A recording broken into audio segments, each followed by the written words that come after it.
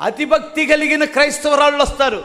ఏంటి మీరు ఎక్కడికి వెళ్తారు చర్చికి? నేను కృపా మినిస్ట్రీస్కి వెళ్తానక్క. ఎబ్బే ఇదేనా మీ పాస్టర్ గారు నేర్పింది?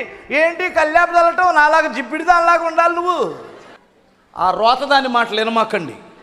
నిజం చెబుతున్నాను నేను. కల్యాపు చల్లితే తప్పేంటి?